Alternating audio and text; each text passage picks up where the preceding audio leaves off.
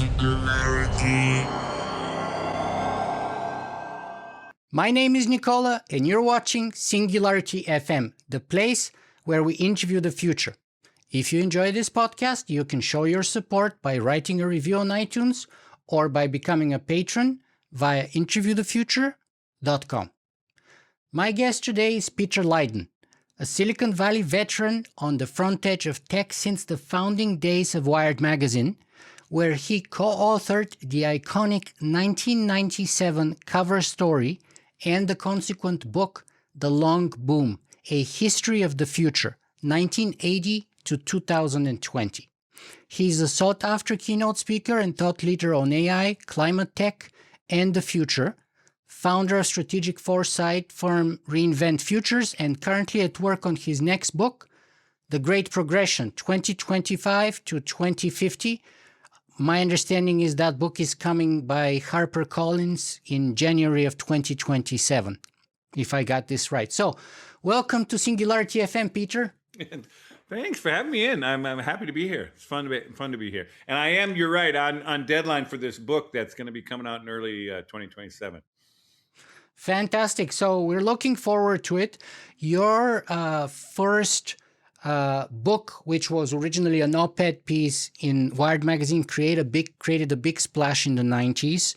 And you can maybe even say a career for you for a decade or two afterwards. So I'm looking forward to see how that book, the new book, is going to be like. And we're going to talk a lot about the content within that book, so it will give us both a preview and hopefully a lot of things to think about and create some pent-up demand maybe for your book. Great.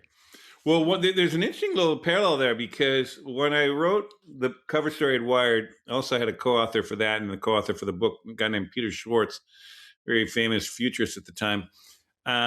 And I was on staff there working as an editor at Wired. But anyhow, one of the things about the mid-90s was we were trying to explain to people the next 25 years of what would happen with the digital revolution or the internet, and even with globalization as well. Because people had no idea how the world was going to work and the whole kind of thing. And like, what's that digital economy? Why does it matter? And that stuff. And what's interesting is this book, it has the same framework. And it was actually HarperCollins who came to me and said, hey, what we need now with this era of AI and some of these other technologies we can get into, but basically, particularly around AI, is like people have a hard time just figuring out, like, how's it going to work? What's the AI economy going to be like? Like, how would I fit in? And because I think a lot of people are freaking out a little bit. And so the book is actually very similar. And that's part of the reason we're doing it. And that's part of the reason we're trying to rush it out there, too, and get it out there soon. So the first book was kind of about the analog to digital transformation, if you will. Everything and everyone going online in a way. And this one is about, how should I put it? The smartification of everything and everyone and the world around it. The fact that, we used to have dumb things like dumb TVs, dumb watches, dumb cars, dumb appliances. And now they're all going smart because we're putting in this magic dust on them called AI. And so everything is changing because of that, just like it was in the 90s. Yeah, although I think this one's a bigger one. I mean, I've been through this, and it sounds like you have too. There's a lot of parallels, but there's also, I think this is a way bigger deal. I do think the advent coming of intelligent machines, and humans working with intelligent machines is a bigger deal and going to have much more impact really through almost all aspects of industries and fields and all kinds of stuff. So there is, it's a bigger deal, but very interesting in parallel. And so having been through one of them and watched what that did, I think it's been helpful to me to really think about this one, both the things that are similar and the things that are different. But I do think this is a huge deal. I should also put through this is I am very optimistic about this technology. I'm very positive and kind of can do about technology in general, and I always have been. Not, it's not like I'm not aware or don't really engage the risks and issues around it, but so many people are gloom and doom and freaking out about all this stuff. And I'm much more optimistic about what's happening here and what's playing out. I mean, the quickest way to say about it, you had your magic dust thing is but I think it is something to say that it's like we're going from intelligence used to be scarce and expensive, i.e., in a human's brain that you took 20 years to educate and get it functional and workable and productive and useful, 20 or more, and to now it's going to be cheap and abundant, and machines are going to be able to do it. And when you make a shift like that big of a shift in something so important as intelligence, it's got ramifications on everything, because basically, if you add intelligence to almost anything, it's going to get better and better and better. Anyhow, there's a bunch of things that happen with that, and if it's cheap and easy to do, it's like, damn, we're going to do it to everything. And so it's really a big shift. The other thing about it that's different from and we can go into this at slower pace at all this, but the other one that's, I think, really one that I keep warning people about is when we were in the mid 90s talking about the future of the internet or digital technology, we had 25 years of an infrastructure build out you had to do. I mean, we could sit there in the mid 90s and say, yeah, someday you're going to have this handheld phone that's going to be connected by high bandwidth, any place in the country, any place in the world, you're going to get it. And there in the mid 90s, we had these screeching little modems and the whole thing that, like people were like, what do you mean it's going to be? Like, how is that going to happen? But also it took 25 years to make it so that was ubiquitous and you could actually rely on that stuff. That's the thing about AI. AI is now built. We have the infrastructure for it. You can kind of keep pushing out a little further with different data centers. But in general, it's running on the digital infrastructure we've spent the last 40 years building. And so it's moving fast. And so that's the one thing that's different. So let me stop you right there, Peter, for a second, because I want to slow us down and kind of roll the tape back to the beginning a little bit so we can take it sort of step by step chronologically. And the way I like to do that is at the personal level. So first of all, I want to give a better introduction of the universe, of our listeners and the universe, to who you are and what you stand for, and how do you see yourself? Because you wear many hats. You've worn many hats over the last 3 decades. Editor at Wired magazine, which most people would know. Co-author of The Long Boom. Founder of multiple media and political startups, convener of the AI Age Begins in San Francisco series, strategic foresight advisor, and now upcoming author of The Great Progression. So if we were to meet at a bar or at a conference somewhere as colleagues, keynote speakers who meet for the first time, and I ask you, who is Peter Leyden? How would you put that in a sentence or two? Are you an intellectual, an author, an entrepreneur, a keynote speaker, an optimist? Who is Peter Leyden? I guess all of the above there. I mean, I have a kind of an unusual background, I would say. And I guess if we have the time, I can lay it out in more detail if you want to go slow into it. But one way I think about it is I have a background. You can see my career through the lens of being an intellectual, which is more of a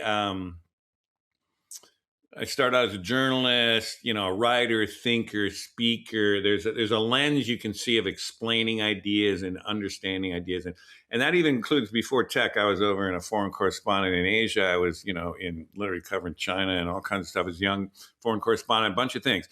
So there's a kind of a lens through what I call more the intellectual story. But the flip side of it is I also have an entrepreneurial background. And usually these two sides don't really overlap that much. But the entrepreneurial thing is I've literally probably started, well, it depends how you count, but 5 different things. But 2 of them were investor-backed media startups from the Valley here. On the front edge of both when YouTube first started, that was when I was like, holy shit, the capability of YouTube, which again, sounds like you have a lot of seasoned people listening to this, but a lot of young people just take YouTube for granted. It's like when YouTube came along, that was just like mind blowing. It was like to put any kind of video, into the television world is just extremely expensive. And all of a sudden you can put anything up there and everybody see it and be like, oh, anyhow, for free, kind of nutty. But anyhow, so I had a startup around taking advantage of that. I had a startup around the early days of Zoom, taking advantage of interactive video, same thing in a media company. I had a political startup that really was helping. I was bringing tech people to Washington and the very early, like think of it as like 2005, 2006, 2007, 2008, trying to explain bringing politics to the internet. Meaning, I was literally there talking to like Nancy Pelosi at the time was, or Chuck Schumer and all these people, like explaining them like why they'd want to, what's Facebook, or like why they would want to use text message. In fact, you could kind of blame me. I was one of the early people that was explaining that like you could raise money with these text messages, and they were looking at me like, because in those days, it was before the iPhone and stuff like that. So, but it's like these really clanky Nokia things that people could barely even read them, rather than kind of. But the point being is I've just started there for 4 years, ran into the Obama. I worked with the Obama campaign, that first one, and that thing. So I've had a series of these things that are more entrepreneurial, you could say, and run them and hired people and raise money and the whole thing. So I kind of get that side of tech and business and media. So it's kind of an unusual blend of the two. I have been able to speak and through that write alongside my entrepreneurial things to some degree, but normally when I'm running a company, I don't have a lot of time to do that. So I kind of have these spells. But right now I'm back in the intellectual spell and trying to, and I'm not running anything right now by design. And I've basically been trying to work through the implications and the long-term, vision basically of how this AI economy and others could work, and also the geopolitical implications, the political implications, all kinds of stuff. It's a big picture look at a lot of things. So when you say who am I, those are the two threads. But the other thing I would say to people that is unusual, that also makes a difference in why my perspective on things, is I have an unusually broad range of subjects that I know a lot, maybe not a lot, but enough about, put it that way. In that my impetus through my whole career, from the time I was in college in East Coast and grad school and the whole thing, is to breadth of knowledge and not depth of knowledge. I was, in fact, it was funny, I was in a PhD program at Columbia University in comparative politics. And, when we got through the master's stage, and when they got to beyond that, I had to focus on this arcane PhD kind of, topic that would be my one little corner of the world of, political science that I would master. And I was like, I don't want to do this. It's like, this is crazy. I want to understand everything out there in the world. So anyhow, I've kind of had these succession of things, and I've traveled widely. I mean, you got up there in Canada, but, I've been in 50 different countries. I was a foreign correspondent. I've been through all the continents. I've been in Africa, a bunch of places that people, Middle East, a lot of Americans don't get to. So what I'm doing with this book, and what I try to do in my talks and what I'm doing in my essays, I have a robust Substack series going, which has kind of laid the groundwork for my book, is to try to connect the dots between many things that are going on out there, that if you see them as an integrated whole and understand why it helps you understand what's really going on around you. Because if you look at one thing, and you're just kind of freaking out about this thing's falling apart, or this thing's getting dismantled, or this thing's taken off like gangbusters, but I don't know why. It's really can be confusing and kind of disruptive to, people get freaked out by it. But if you kind of see it as a whole, say, well, the reason that's happening is because this and this and this is happening. And because of it, and why is this happening? Because we've seen this happen over here. So you kind of do a lot of connecting between history and geopolitics and, different things in my kind of work. And that is, I think, an undervalued skill that, certain people see it and they value it tremendously, but a lot of people don't see that as, they don't understand that that's really the uber skill now that I think is more needed now than ever, because of the interconnected of all this of all these fields as well. In a way, you could say perhaps that you're doing what curious people, at least since the time of Socrates, have been doing. Well, that's true. I don't want to make it unique, but I will say it's kind of, for some fields, it's kind of unique. Like people are like, well, I'm the accountant, I'm just like doing my accountant's thing. Yeah. You try to make sense of the world we live in. And we're going to go into the details of that. But the last kind of biographical question I have for you here is like, You moved from Minneapolis to San Francisco 30 some years ago to work with the founders of Wired Magazine, and that kind of a famous email that Kevin Kelly sent you that was like a line or two long, and you said yes to, and so on. What did you sense was happening back then that pulled you across the country to uproot your wife and your young daughter, who was, I think, 2 years old at the time, to go all the way across to San Francisco? And is the feeling you have right now in 2026 about AI kind of similar to that moment or fundamentally different from it? That's a good question. Well, let me give the listeners a little context here. First of all, I was born and raised in Minneapolis, Minnesotan, but I left to go to school, college, grad school, lived in different places, was a foreign correspondent, a bunch of things. But I got married back in Minnesota with my wife, who's a Brit. Anyhow, we went back there and she wanted to get to know my family. And anyhow, so we were hanging out there and had our daughter. And one of the things people don't really realize if they haven't been tuned into technology for a long time is the Twin Cities, Minnesota, was one of the 4 key hubs of the world of computing before personal computers. So everyone thinks of personal computers, the Silicon Valley and a personal computer, that's the beginning of tech. No, there was a whole kind of mainframe. There was supercomputers. There was, what they call minis. Anyhow, they had a series of different stages of the digital revolution. If you really go back to World War II, where the mainframe started. And one of them the hub happened to be the Twin Cities. And there was, all kinds of Cray computers, UNIVAC, control data. A bunch of them were there that back in the day, I'm an older guy. So, people, your younger viewers aren't going to really remember these things. But these were like before Silicon Valley really exploded around the PC, they were the big players there. So anyhow, weirdly, I was exposed to computers very early, like in high school and stuff. I was coding in the, and again, very early days of the internet. I mean, I remember I was on the internet when it was literally just a bunch of advanced universities on the internet. And my little high school was able to kind of tap into it because a lot of the kids from the computer, the parents of the computer, who are the dads, basically, who were running the computer companies. I was in school with them. So anyhow, the long story short is I was exposed early to technology. And so when I came back from the foreign correspondence thing, covering China and various things, got married, I also was like, holy shit, this internet thing is just starting to really break out. And so it was at that stage that I was from there, that base there, I started doing some early stories on this. And that's when Kevin Kelly read my stuff, and you made allusion to a story that other people wouldn't know, but basically he just literally sent me an email. He was the founding executive editor of Wired, an iconic original thinker to this day, just a real sage and seer in the tech world. Anyhow, at the time, he just sent me a two-line email just saying, hey, would you like to work for Wired? It would require moving to San Francisco, period, boom, that's it. And I said, sure, and I just moved there.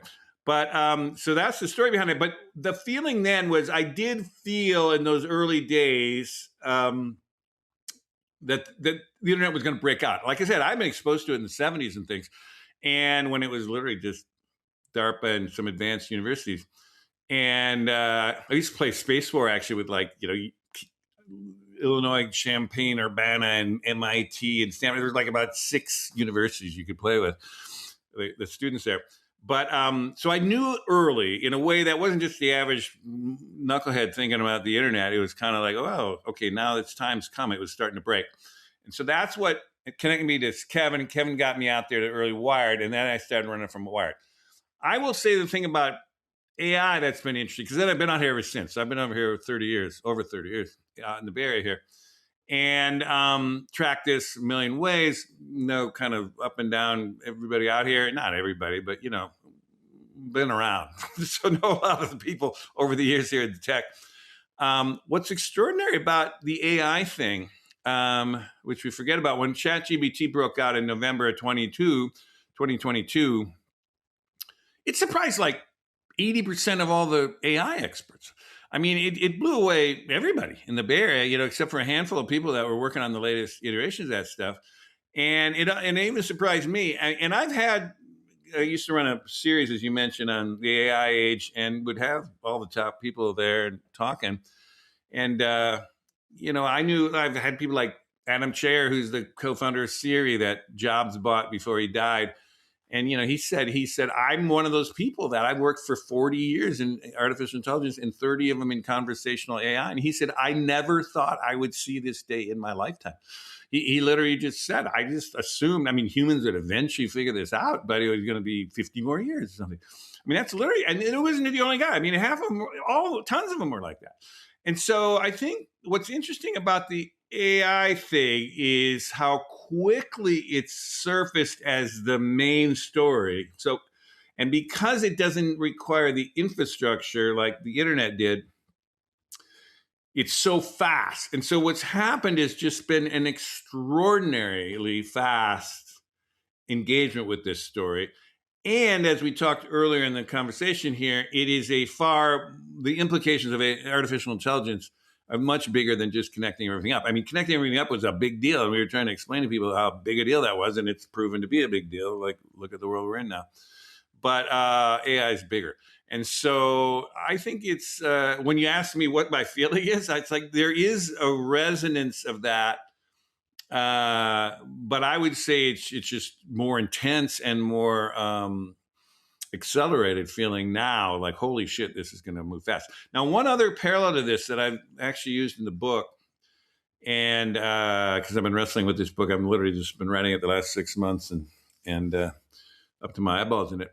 But the other deja vu feeling I have in it is in the early days of the internet, people in San Francisco, in the Bay Area or Silicon Valley broadly, San Francisco Bay Area, there was a kind of a consensus on how big a deal the internet was. And then when you left the Bay Area or other tech hubs, because I don't want to preclude it's only the Bay Area, but you'd go to average people or, because I do a lot of public speaking and things like that, a lot of business conferences. And, people were just really underplaying and underappreciating it and just kind of thinking, okay, whatever, this thing. What is interesting now is a similar disconnect. It's not quite the same because back in the internet days, it was like they thought the whole thing was kind of nutty and ridiculous and why do we care? Now that's not that. They're just freaking out about what's going on. But what they don't really see is there is absolutely a different understanding around the potential of it. And there's a thing called Eric Schmidt, former CEO of Google, and anyhow, he's been around for a long time. Anyhow, he's kind of coined this thing about there's a San Francisco consensus about generally AI. Maybe you've discussed it on your program, but basically there is a kind of a general sense of that kind of has to do with how big a deal it is, how fast it's moving, and that scaling LLMs and stuff will get us to AGI within a few years, if not. Anyhow, there's a bunch of things that people are kind of agreeing on in general in here. And that is not when you leave, you kind of, meaning go talk to people in other parts of the country or the world, which I do quite a bit. There's not that same appreciation. So I think, and sometimes there's more of and that ends up as fear. It ends up as either denial or kind of fear. And fear leads to, hey, shut down all the data centers or, stop it or pause it or, all that kind of stuff. So I think that's a problem because, anyhow, that's one of the things I'm grappling with here. But I think we're running into this, the things are moving so fast that I think what we need to do is we need to bring everybody along here in a way that kind of, not just in the full understanding of the details of the technology, although that's part of it, but it's also in the positive potential of this stuff. This is the thing that's so bizarre to me is like people who are the biggest critics of this, they're not the critics of tech or big tech or the Valley or whatever. They can go, they have all their anti-everything things, but they champion causes that could be transformed for the better with AI. It's kind of like people think it's like AI is only going to make the rich richer and poor is going to be poor. It's like, no, it's the opposite, dude. It's like top corporations have always had access to AI in some focused way. If you had enough data scientists and coders, you could kind of get a search engine to work and make money off it. Now it's like anybody can talk to it and use it, and they can build a business and do whatever the hell they want to do. I mean, that's like crazy. And for $20 a month, I mean, that's like nutty. And it's going to get even crazier. It's going to be like, rich people have always had tutors. It's like now if every kid can have a virtual tutor for nothing or for nothing. I mean, that's democratizing. That's better for everybody. So I think there's this weird thing now that there's this sense. And I think it's just a fundamental misunderstanding of what does technology do. Technology takes always things that are expensive and scarce, and they make them cheap and abundant. I mean, it's like always. It's like the iPhone or whatever. It's like it's not only rich people run around with iPhones. I mean, every peasant in Africa has one. I mean, it's so it's kind of this weird flipping the logic of tech upside down and saying, no, folks, we're entering, and this is why this word abundance keeps coming up all the time in tech circles, or even now increasingly in political circles, because we're moving into an era where we could actually go from an era of scarcity, fighting over the small pie that we're all going to try to get our little piece of, to a sense where we could actually expand what's possible and make things more abundant, more cheap, and get them to everybody. And I think that's the kind of weird thing that's not clicking with people, right? A lot of people. Yeah. And I've had Peter Diamandis on my podcast. Oh, yeah, well, he's like the classic.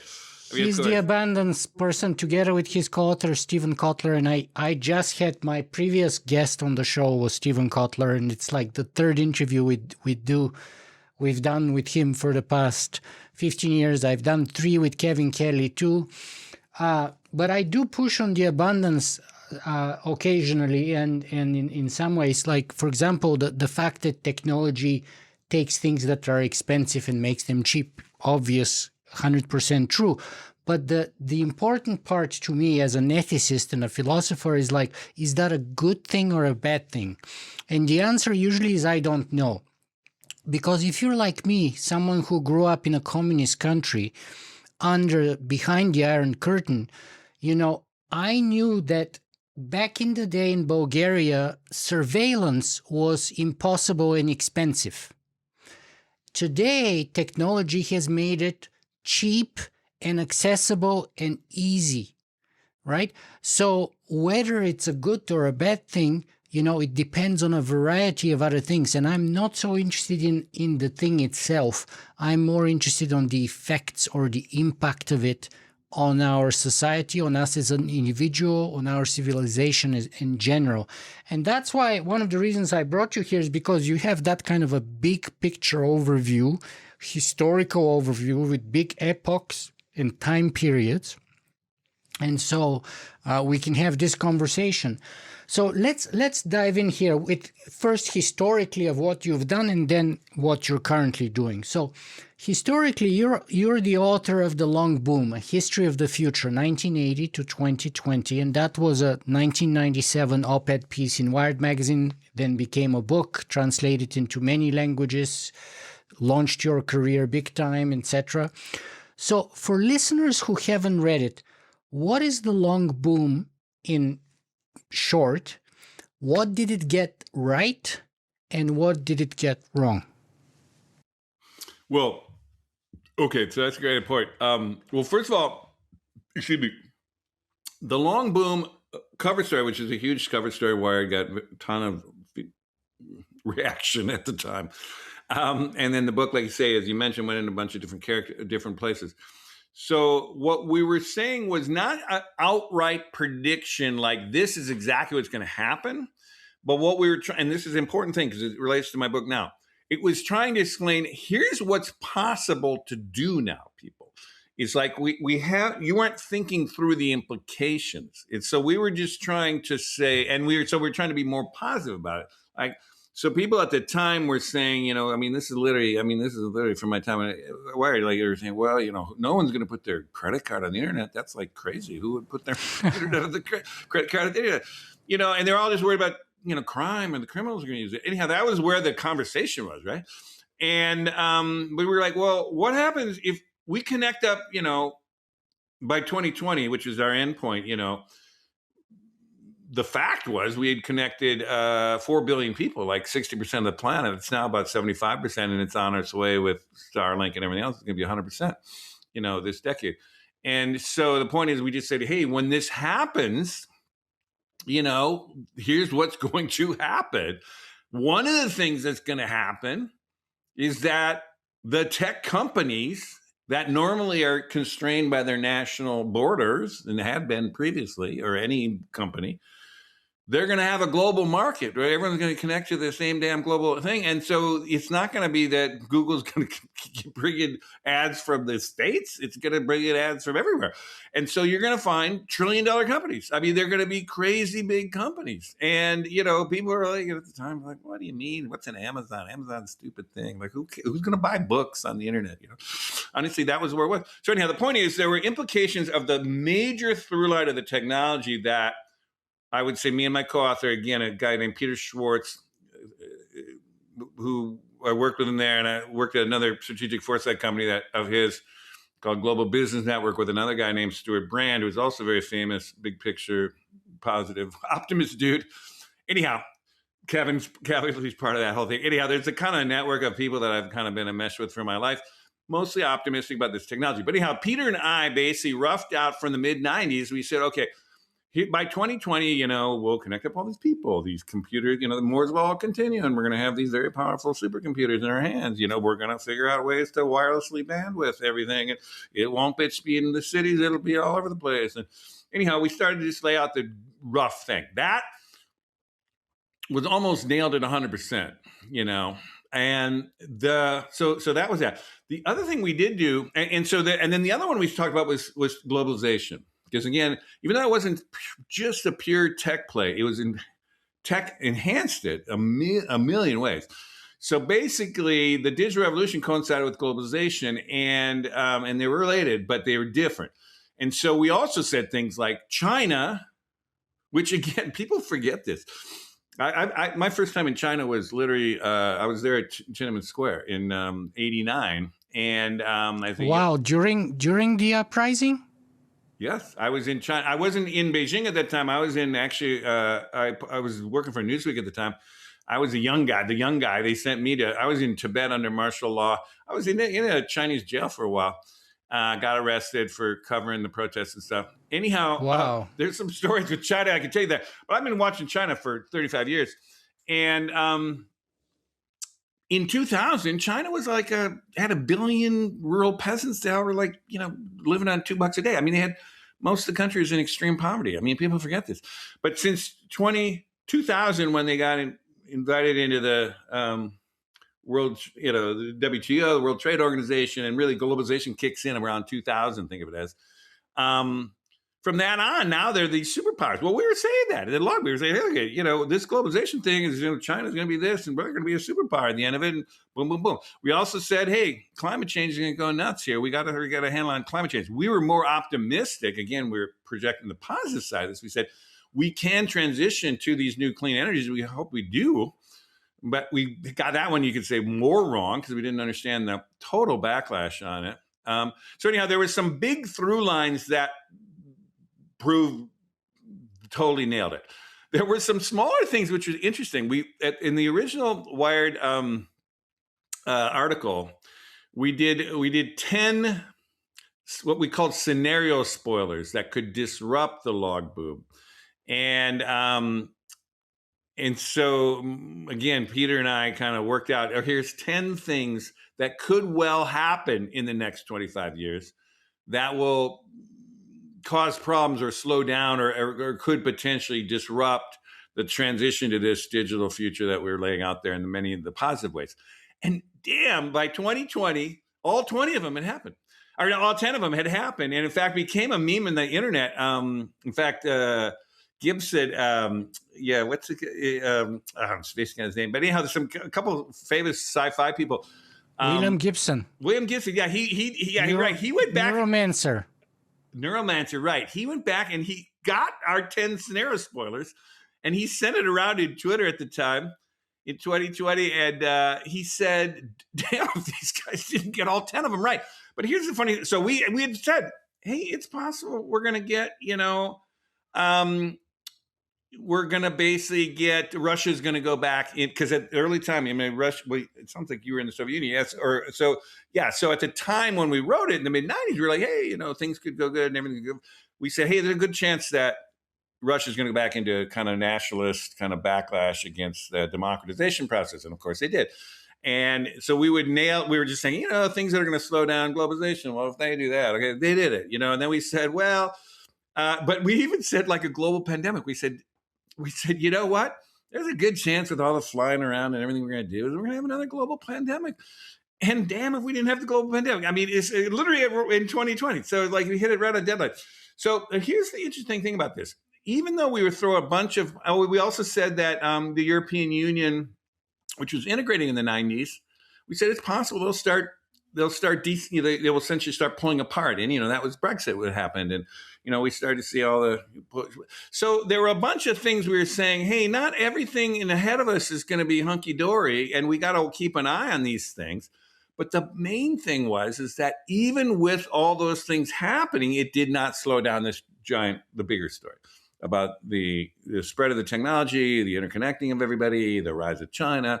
A lot of these things were just baked in. And no matter what happened, it wasn't going to slow that stuff down. So that was a kind of interesting story. When I look back on that story, that process was not that we didn't nail everything perfectly, but that even the things we were most worried about didn't stop the general thrust of the main story. Now, there's a lesson for that now, which is what I'm trying to wrestle with now is what's the next 25 years of the AI economy, the scaling up of clean energy, and also bioengineering. I'm getting into that. So we can go into what we talk about the tech, but it's not just digital tech. I mean, particularly bioengineering is a really fascinating area. And the next 25 years is going to be huge impacts in that world. So I kind of lay out the next 25 years of how all three of those world historic game-changing technologies are going to play out. But on the other hand, there's going to be a lot of fucking crazy shit that's going to happen in the next 25 years too. I mean, bioterrorism and all kinds of stuff could happen, but will it stop bioengineering its tracks? No, but it's probably going to break out something, and it's going to be a problem, So anyhow, I'm trying to balance the potential positive things, but also the realistic kind of sense that, not everything's going to work. I mean, shit's going to happen. It kind of underlines that you were teeing up a little bit ago when we started this part of the conversation is, but my general sense is the good outweighs the bad. All three of these technologies are step changes in human capability that we absolutely need to embrace and will embrace. And there's no stopping them at some level. You're not going to say, well, let's forget about AI. Yeah, I think it's quite visionary and shocking in a way that, as William Gibson pointed out, all of the 10 sort of... Oh, you saw that? Did you see that thing? Well, I'm a big fan of his. I'm a big follower. I've read most of his books. Yeah. So yeah, but it didn't seem to slow down the progress of those things. So that in that way, it was visionary, even above and beyond its own expectations, that even the things which you saw as sort of dark horsemen didn't slow down the progress. On the other hand, some other things like, for example, space, Mars, those were things. We did think we'd get to Mars. But that was more, to be honest, when we threw that in, that was kind of more like cherry on the cake. I mean, that was just like, that's not fundamental to what the future was, but we thought it'd be a nice way to tell a story. Like, we eventually get to Mars. You're right. We didn't do that. There was another one that I will say that also was another weird one that tech people might interesting is we thought at the time, and again, some of your listeners are probably just born in the 90s, but in the 90s, we actually thought hydrogen fuel cells were going to be the actual way that we were going to get off of internal combustion engine and oil.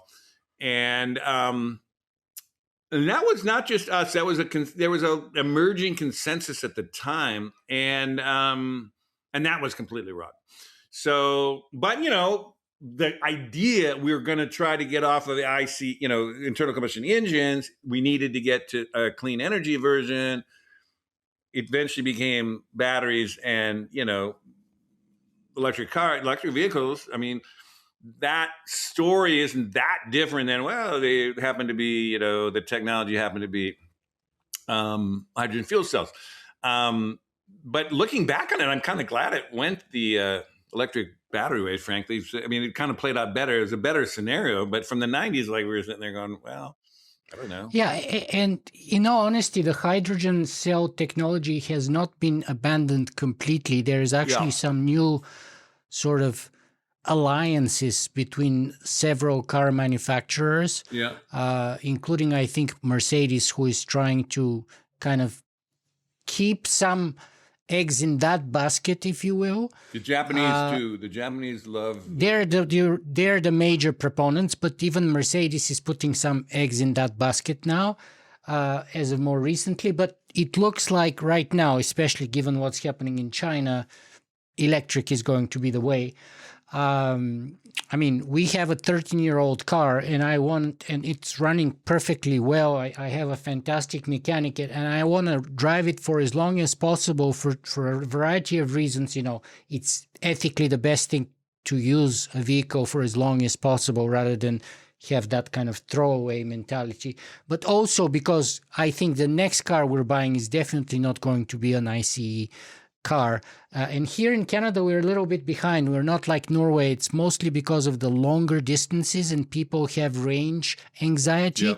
And also north of the city, north of Toronto, there is no charging stations and stuff like that. So that's the problem from our point of view. So that's why I'm trying to use our internal combustion engine for as long as possible. And then hopefully the next one will be ready with the system to have an EV. But anyway, that maybe actually an interesting segue to China and then hopping into your current book. So you went from Minnesota to Silicon Valley in the 90s because that's the place where things were happening. Now, if you were to advise a young person today, some of our audience who have been born in the new millennium and who want to be in the center of where it happens, and now you've been following China for 35 years. You were there during the Tiananmen Revolution. You were in jail in Tibet, apparently, and stuff like that. A lot of people, especially people who have been to China multiple times, say that the West in general is like 40 or 50 years behind to the level of technological development, systemic integration, high-speed rail, internet connection, drone development and deliveries, you name it. There's so many systems, technological systems coming together in China already at such an advanced level. The one that annoys me the most, and that I was trying to tell Mercedes last time I went there, is that China banned the flat door handles that Tesla came up with originally. And now they're kind of getting really popular here, but China's already banned them, I think, from 2027 because a number of people have died or burned in their car, and they're unsafe. And so now the future cars, whether Mercedes or Tesla, that would be sold on the Chinese market, I think it's 2027, have to be redesigned so you can actually pull the door and not have it flat. Because people, when they crash and the car is burning and they're passed out, no one can open the door. Wow, that's fascinating. So I didn't know that. And so that's just one example where even their legislation in some ways is ahead of ours. So if you were to advise one of our young viewers today, or if you were back in time like today young, would you go again to Silicon Valley, where apparently a lot of the AI algorithms are happening, or like transformers and other breakthroughs, you name it, but also there is infinitely more, you could say, in all kinds of other disciplines, including alternative energy, solar, and even biotech, if you will, especially given that I think their level of engineers and bio PhDs and all kinds of other experts literally dwarf by number all of the West engineering graduates combined by a factor of, I don't know if it's 3 or something like that. So would you go to China? Would you go to Silicon Valley, or would you go somewhere else? Well, it's a good question. It's kind of a nuanced answer here. Let me give it to you. First of all, I was just back. I mean, I've been going, like you say, I was there 35 years ago when no one went to China. It was like, but I've also was just there last fall for a month in partly for the research for this book, and I've been between there a bunch of times. So I kind of know China. I wouldn't call myself a China expert, but enough to know like a lot about China.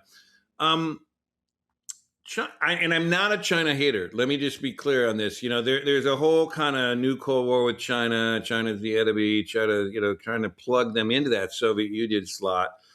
And I think that's just wrong. I just think that's not true. It's not the Soviet Union. It sounds like you grew up under the shadow of that. But so you might have strong opinions of this. But I mean, I remember that system too. I mean, the thing is about the old Cold War is there was no interaction between the two systems. There was no technology overlap. There was, we were both trying to proselytize the world and expand all over the world and, in opposition to each other. That's not China. China is totally entangled with our economy. They're totally entangled with the global economy. They've also, in their entire history, even when they were the most sophisticated civilization on the planet, they've been around for 5,000 years. They never went like, let's take over Africa or let's, expand and take over. They're not that expansive in that respect. I mean, so there's a lot of things that I just think are these old ways of thinking about going forward with China that I think is part of my book. I'm going to explore a little bit more about that. And we could get into it if you want to. But so anyhow, I'm not a China hater, but I'm also would say this to anyone, if you're speaking to someone in the West or outside of China, I'd be really cautious about moving to China. And the reason is, it's kind of, you alluded to it earlier, is like it is absolutely authoritarian state. It is absolutely locked down on kind of personal and political, certainly political freedoms of any sort, but also personal freedoms too. I mean, and with AI and with the kind of surveillance now and video cameras everywhere, everything else, it's just getting worse. I mean, you could get away with a lot more when it's just what I would by earlier iterations of going to China, but it's now like it's it's totally locked down. And also Xi Jinping, who's the supreme leader now, he's figured out a way that's be there for life. What you don't want to be part of is a society that's a total authoritarian autocracy that has no way to change course unless the supreme leader deems it. That's just like social suicide, basically, over time. Because, they never work out. I mean, never. Like, there's never been an authoritarian state where the ruler at the top says, you know what? I don't really know what's going on. I'm going to pass it on to the next guy and let's figure out a new way to get it. No, they're all turned maniacal and they're kind of completely controlled and they try to give it to their kids and the whole thing, I mean, you grew up in the Soviet Union. I mean, it's like, and then to change the system, the entire system has to collapse to get to the change because it takes, 100 years to get to that point. Anyhow, China has got a huge thing to get over, is to get beyond that Communist Party and eventually do a war, a kind of an environment that someone who's used to the West would say, awesome. That's one thing. The second thing is the world is not going to China. I mean, they might go there to like on a 2-week trip to, talk to the manufacturing crew there or something. But there's no expatriate world. There's no kind of dense, Silicon Valley. I mean, there's more people from all over the world in Silicon Valley in the Bay Area here than there are Americans. I mean, in fact, that's an issue. I mean, that's one of Trump and that is like drumming up issues because people think there's more Russians and there's more, Indians, Chinese. There's tons of Chinese. I mean, the whole area world, the Bay Area is filled with Chinese. So anyhow, the point is, there's a polyglot culture in the West, and particularly in Silicon Valley. It's way different. Because I was just in Shanghai, I was just in Beijing, I was just in Hong Kong.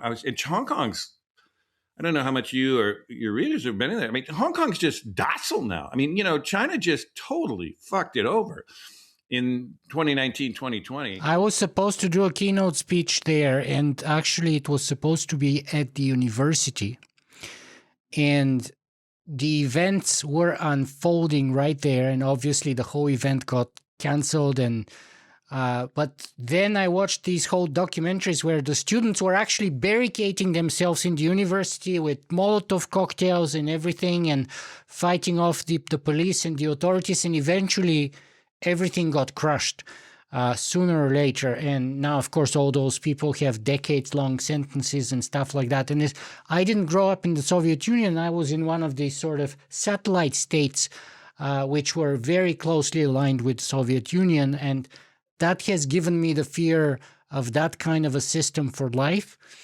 And, you know, I'm a severe critic of the United States of America, especially in the last few years. Yeah, fair enough. But if it were to come to for me to choose where I would be, no question about it. I would take the West in America.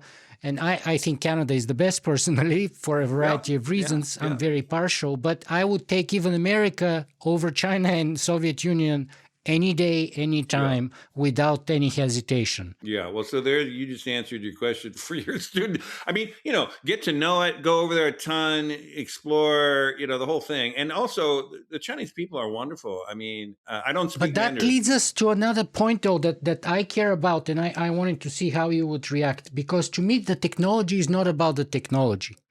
The technology is kind of like a tool or you know, take the 1920s, 30s, and 40s. You know, the Western Europeans, the Eastern Europeans, the Germans all had roughly the same technology. But some people built democracy, some people built fascism, and some people built communism. Right? On the same railroads and airplanes and, you know, trucks and cars and this and that and industrial manufacturing, right? So the technology is very important, but it's not, to me, the most important thing. And that's kind of part of the conversation that I've been trying to have for the last 16 years. How can we direct and steer technology towards the better rather than the worst? Because we've seen that the worst can be really terrible. Okay, so let's talk about your thesis here. The Great Progression thesis. Can you please share with us the argument that you'd want a historian writing 100 years from now to understand? Walk us through these epochs, 85-year-long or 80-year-long cycles that you talk about, the fourth reinvention of America, the three transformational general purpose technologies that you already mentioned and stuff. Give us the argument, if you will. Okay. And this, of course, is a 12-chapter book that eventually you're happy to read it, or listen to it, or whatever you want to do it. But so it's hard to kind of squeeze everything down to its essentials. Although I do it. I mean, I do a lot of keynotes myself, and I do a version of this in about an hour. And I do interviews and stuff where I'm trying to do it. So I'm kind of just pushing back a little bit, saying, yeah, there's a lot to be said there. But let me just frame it this way, which is the general way I kind of try to, and you've got enough background on me, relatively positive guy, tech guy, and all that kind of stuff. So I don't have to kind of go into the real foundations of this. But I would just say to most people, it's like, I think people, we're living through a unbelievably extraordinary moment in history. I mean, it's kind of like it's so rare. It's rare on several levels. But the first level is we're watching the arrival of three world historic general purpose technologies that are giving humans a step change in our capabilities. They're all coming at the same time. So, and again, I made quick references, but the way I explain it to a general audience in the book and in my talks is AI, okay, machine intelligence. You don't have, people get that. We're in this audience, we don't have to go into that. We'll have to be deal. Clean energy technologies, though, which is the second one, which I think is one that needs to be driven home, so people outside that field don't really fully get it. What's happened with clean energy is we have now, energy's gone from a commodity forever before, it was always a commodity, to a technology. And now that shift does two things. It actually drives down, with a technology, and keep driving down the cost. And there's a whole rights law and a bunch of Swanson's law and a bunch of things in a book I'll go into why this is. But it's just battery, solar, all that stuff has just been going on this cost curve that's just been crazy, and it's going to keep going. And then it's also spread into all kinds of things in the tech stack, the whole electric stack, the whole thing. So there's this crazy thing happening, and that means once it keeps getting cheaper, but then you don't have to shovel commodities into it and pay for it. And so what we're getting towards is within sight, and I understand the baseload stuff, and there's a million ways to talk about this in a more sophisticated way, but in general, we're heading towards a world of abundant clean energy that will actually get us off of majority fossil fuels, and it will actually eventually help us, will solve climate in general. So there's this kind of crazy thing that we're watching. Now, fusion energy's in there too, and that's all over here in the Bay Area. There's tons of these startups now. I mean, it's literally a real thing. We're going to have essentially commercial fusion energy in the 30s and certainly 40s. It might not make a huge difference in the next 25 years, but eventually 21st century, it's going to be that. So, and even without it, we're going to be damn close to getting this. So anyhow, that is just a major thing. It's just like we're watching the entire, energy system of the planet shift like in front of our eyes. I mean, what's going on now in, the Gulf, it's the 20th century war over oil. I mean, what's going on with Trump? Trump and the Texans have basically tried to take power in the States to kind of stop the electric future. It's like civil war around energy. And so anyhow, that's going on. And then the third thing is humans can now engineer living things. I mean, we've known how to engineer inert things, dig metals up and fire them up and build shit out of that. But we can do it with living things now, including ourselves. I mean, that's just like mind blowing. Like we didn't even know what DNA was, in 1950. And now we're like, kind of fine tuning, genetic engineering of, viruses and shit. So it's like all at the same time. And so, of course, they're all going to build industries around each other. There's going to be a ton of wealth that's going to be made in this stuff. It's going to kind of empower all kinds of people to do crazy new things that we never thought was even possible. And so that just alone should just make people just shake their heads and go, holy shit, I'm alive during that time? That's like nuts. I mean, that's like a crazy moment to be alive. So that's one thing. The second thing that's happening is in America, I would say, and I'm in America, so I'm the lens of this, but it's important for anybody outside America too, because America kind of is the breakthrough innovation place. At least as of now, I would love to see other people might supersede them over time. But so far, that is not true, which is why AI is happening here and not, everyone's playing fast catch up, particularly China. China's good at what I would call iterative innovation or incremental innovation.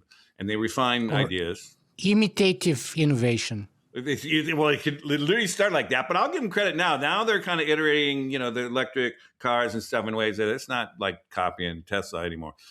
So anyhow, the point is, but it's not breakthrough innovation. It's not kind of completely new shit because if you grow up in China, like your brain is different because you've been surrounded by people who are watching you your whole life. And, you've been memorizing shit as opposed to like creatively fucking thinking out how to blow shit up and try stuff. So anyhow, there's a whole cultural thing in there too. But anyhow, the point is for a lot of people, what's going to happen in America now? So I'm saying what's going on in America right now is something that happens about every 80 years in America. You can see this absolutely through the history. And for people who don't fully understand American history, the short answer is about every 80 years, America reinvents what it is to be America using that era's new technologies, general purpose technologies, and reinventing systems of the economy and society around that are able to be new models that scale and fill out the next 80 years. And that, to be fair, although there's used to be Europe was doing primarily that kind of innovation. But since the Enlightenment, America has been the one that does that. And then other people adapt that model. And that's all good. Everyone should try that, better thing. And so the closest thing we've been through now is what happened after World War II, which is essentially the whole post-war economy, the boom, but everything, IMF, UN, World Bank. I mean, institutions just overnight being created, globally to change the whole thing. And, we're in a moment of that kind of crazy innovation time. But America went through it twice before. The time before that was literally 80 years before 1945 was the end of the Civil War. And we built the fucking post-Civil War thing. 1865, you mean? 1865.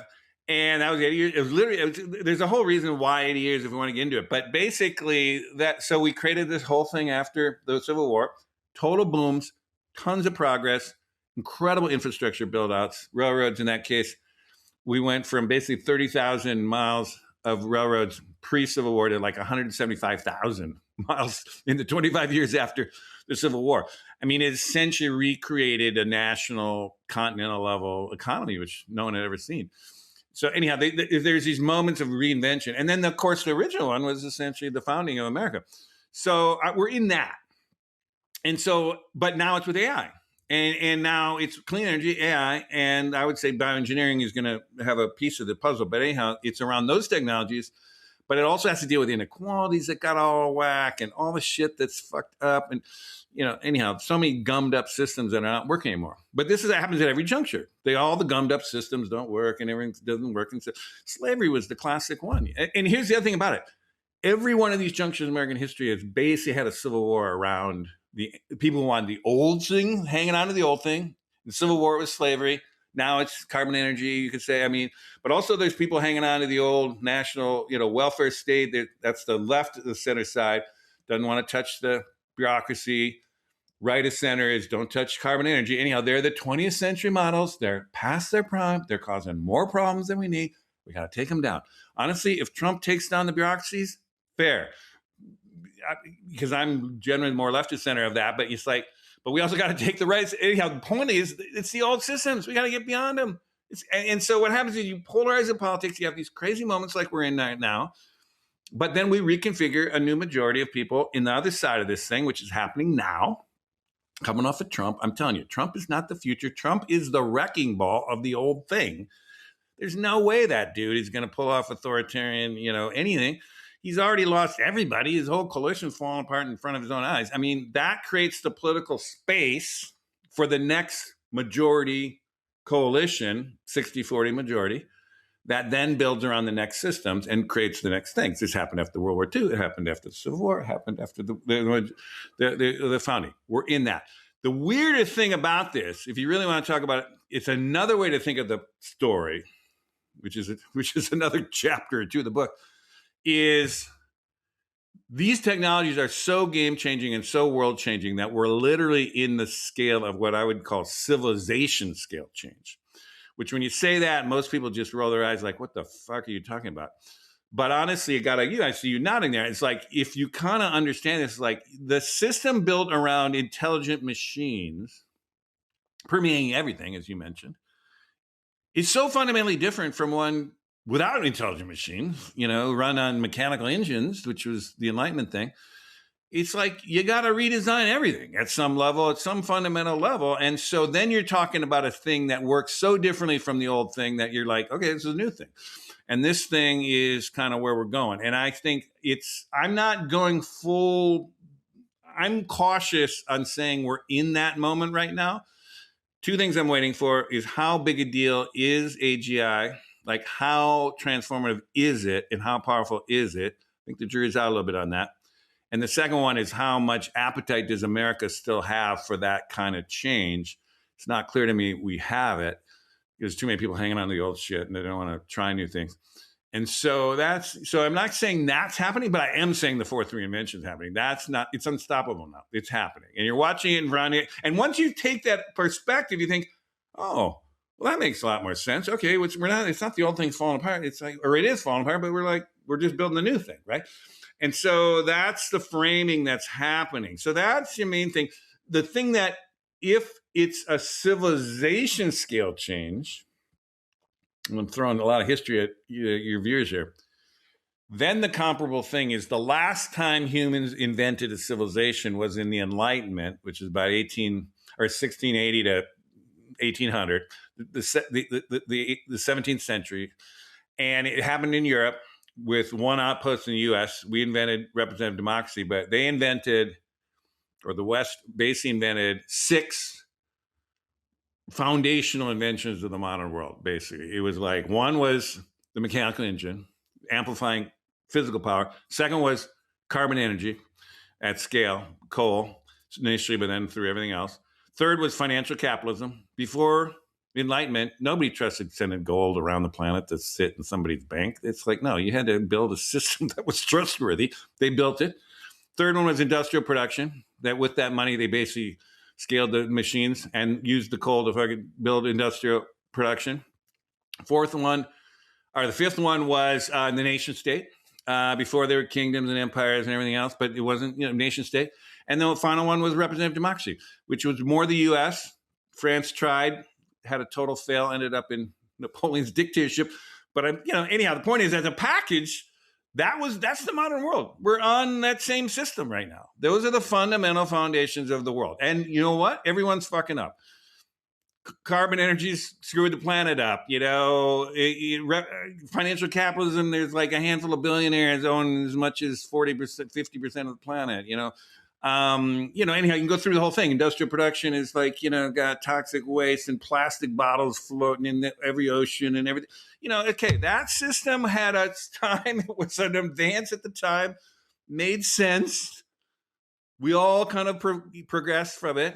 It's over, folks. At some level, we got to get beyond these things. We can monkey with them for a while, but there's a foundational different thing. And I'm thinking if it's possible that AI is going to give us that level of change, and if it's true, then you start really thinking foundationally, not just like, well, every 80-year thing. This is like, well, how would you build representative democracy? Like, what's democracy look like in a world of AI? What does capitalism look like in a world of AI? What does, the nation state, which, by the way, is a knucklehead way, climate change, there's 200 nations, completely sovereign. They can do whatever the fuck they want. And we got climate change happening. It's like we got to coordinate everybody on stuff. It's a system that doesn't make any sense for the 21st century. So anyhow, the point is, what is that next system? So then they get into like, whoa, your eyes just pop because holy shit, you talk about innovation. Now we're in real innovation. And that's what freaks people out. Most people. You talk about that in the Bay Area, and people's eyes light up. It's like, oh, that's awesome. Let's try that. I would love to bring democracy or something. Well, let's take it step by step here. So those are all great questions that we have tried to talk about for the last 16 years on my podcast. But taking it step by step, one concern that people would have is something like this. So you have these fantastic, neat 80-year-old epochs, and they're brilliantly slotting within the reverse history of the United States of America. But the concern is in between. We had the Civil War. Yeah. No. We had World War I, the Great Depression, the Great Recession, World War II. We had literally, just in the United States, maybe 1 million people dead during the Civil War. And then in the world, maybe World War II and World War I was like 50 or 60 million people dead. Not to mention Europe was burned. Germany, which was the most powerful nation in Europe, was leveled. Like even the victors were leveled in many ways. Total devastation, starvation, and all of it. So the question is, if, let's presume your thesis is correct, if we are at the transition period between these epochs, and we're not just talking United States, we're talking, totally, as you say, civilizational level. No, it's big. Right. So let's presume that thesis is correct, but the transitions are drenched in blood and violence as a price to be paid for the new world. Is that not so? And what well, you're asking good questions that I haven't talked about. I thought about this a lot. So here's my quick hit on that, or a hit on that. It is absolutely true that even if you just focus on those 80-year things in America, they all ended up, and including the one in the 1930s. Well, first of all, around World War II, of course, it was a global geopolitical, war. But even internally, I don't know how many people know this, but in the 1930s in the United States, we had our own internal fascist crew. I mean, the Republican Party were... Let's make America great again originates then. Yeah, exactly. America first, all that kind of stuff. And there was also a lot of violence, and communists were clashing with brown shirt, kind of fascists, and the whole, and the Nazis were renting out Madison Square Garden, and anyhow, it's like people forget. Well, we kind of try to forget a lot of those epics, but anyhow, yeah, they get crazy at those junctures. Now, so anyhow, I get that, and I also get this pattern of war. And if you go back to civilizations, the same thing happens with the civilizations going back. So the question for me, I've been thinking a lot about this, is one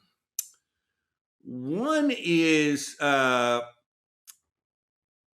two things about war. They do two functions. One is the war comes between people who are essentially invested in the old thing and invested in the new thing, or more invested, that you kind of see this. And every one of these junctures, you essentially watch that pattern play out.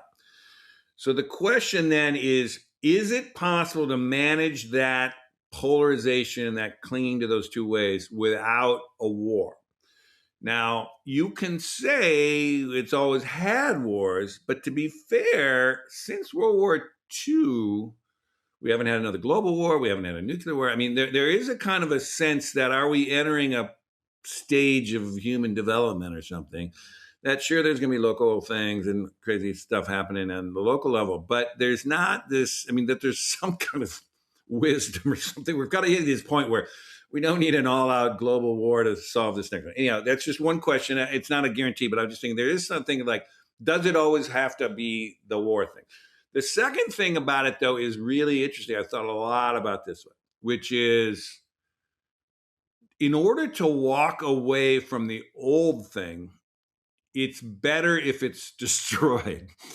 And in other words, Germany and Japan built off, and including, like you mentioned, even the victors there, Soviet Union or even Britain after World War II, is like, but certainly the losers, they built off, everything was destroyed, right? So they're starting from scratch on the next system.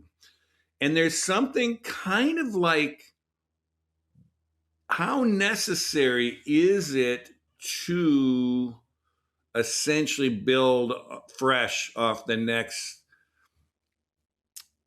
infrastructures, the next ideas, the next systems, in as fresh a way as you can go? And is war, at least in the past, how integral has that been to clearing the way?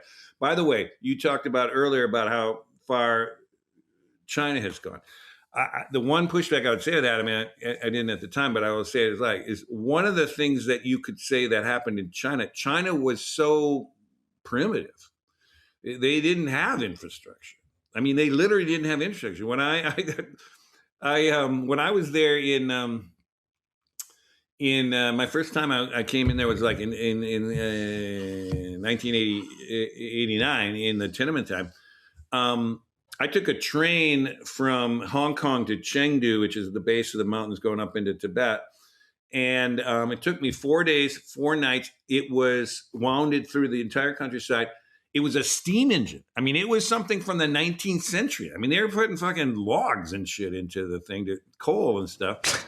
And this time I went from Hong Kong to the same place, Chengdu. It took me 8 hours, not 4 days, and it was all high-speed train. It all had, tunnels right through the mountains that it didn't have to go around any mountain. It just went right through the freaking mountain. And all high-speed trains, super fast, everything worked, it was gorgeous. But why was that? It's because they didn't have anything. It was you could always have treated it like it was a bombed out, flattened surface of starting from nothing. So anyhow, the point is progress. You can build progress, but there is something about how do you get beyond the old infrastructure. And I think a lot of the problem for the U.S. now is we did what China did. We did it in the 50s and 60s. That was the post-war thing. We built interstate freeways and suburbs and housing and all that shit, manufacturing, the whole thing. And so anyhow, there's a little bit of like, how do you get to? So here's what I'm trying to think is Trump sufficient to screw shit up so badly that we can walk away from it in the U.S.? It's kind of a weird thing to say, but I'm not, like, people are horrified by what Trump's doing. I'm kind of like, you know what? We got to start over, pretty much, almost, on a lot of stuff. For example, government has to. I think we should start over on AI. I just think government state capacity going forward is going to be the next thing. It's going to be an AI based, kind of infrastructure. And these old bureaucracies where you got chains of command of all these different middle managers kind of passing the thing, and all the shit and all the old computer systems going back to COBOL. Can I push and everything back on else. you It's here like a that little shit bit? is just, we got to start over. So anyhow, it sounds a little radical, but I'm saying that's one of the weird things about these junctures is somehow you got to get to that mentality of let's start fresh.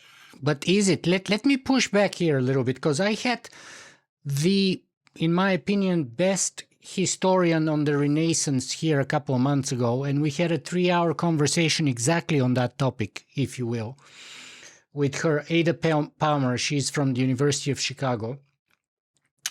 And she wrote this like monumental 800-page book called Inventing the Renaissance, Myths of a Golden Age. And she talks about it, how golden ages are not historical artifacts. They're complete fabrication by people who have a certain political agenda to push. That's why, for example, the Renaissance doesn't have starting dates, doesn't have ending dates, doesn't have major events that people agree upon.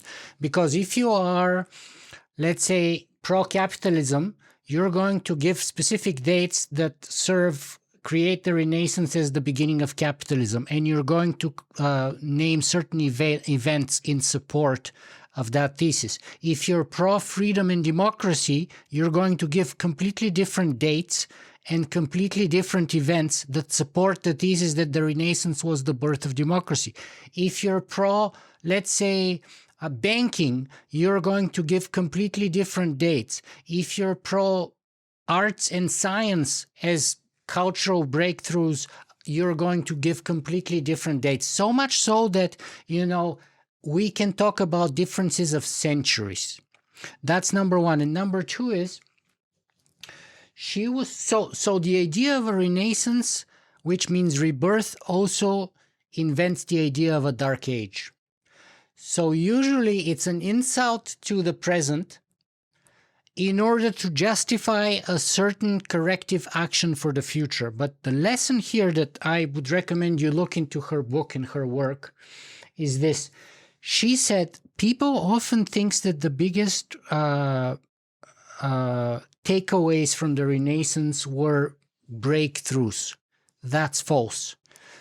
The biggest breakthroughs for the Renaissance were not original. They were not new.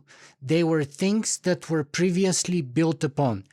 Those things like democracy, those things like arts and science, those things like banking, they didn't start in the Renaissance. They were built upon during the Renaissance on the previous structure.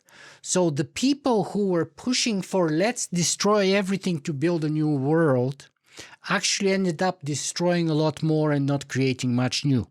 The people who in the Renaissance actually pushed the idea, let's reform the things, they were very slow, they were hard to adapt, but looking back from a historical point of view of several centuries, those were the ideas that actually survived. Again, democracy is not an idea in the Renaissance. It comes all the way from ancient Greece and stuff like that, but there were many iterations. Same with banking, same with capitalism, same with human rights or freedoms or the republican form of government, because people often give Florence as, a republic or the proto-republic, the first republic and stuff like that. But all those ideas were things that were not original. They were things that were built upon. And so she told me that the thing that we need to take away are two questions that we need to ask of every person who proclaims a new golden age. And the reason why I'm sharing this with you is because I know your next argument, next claim is that we might be entering a new enlightenment, as you call it, another golden age. She says you need to ask two questions of anyone who claims of a new golden age. Are we talking about the golden age now or laying the eggs for the golden age to come at the cost of utter devastation right now?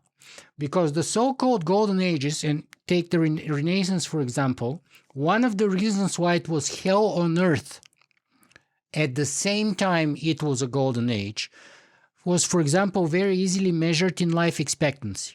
So in the 1200s of Europe, life expectancy was 37 years old. During the Renaissance, in the most advanced Italian states like Florence, which was at the cutting edge, life expectancy was 18 years old. Because of basically wars? Because of a variety of factors. One of them was progress, because people were traveling a lot more, so the plague would get around a lot more and all those things. But also because there was a constant situation of war of all against war, all, and there's all kinds of complicated issues and all kinds of multi-complex thing. But basically life expectancy went down by 20 years backwards, and it was such a hell on earth that we had people writing to Machiavelli, he needs to write a history of Italy so that the future generations would not believe how bad it was. Those are the letters to Machiavelli. That's why he wrote The Prince, to avoid repeating the mistakes of his day. And the same, by the way, with the birth of the Industrial Revolution.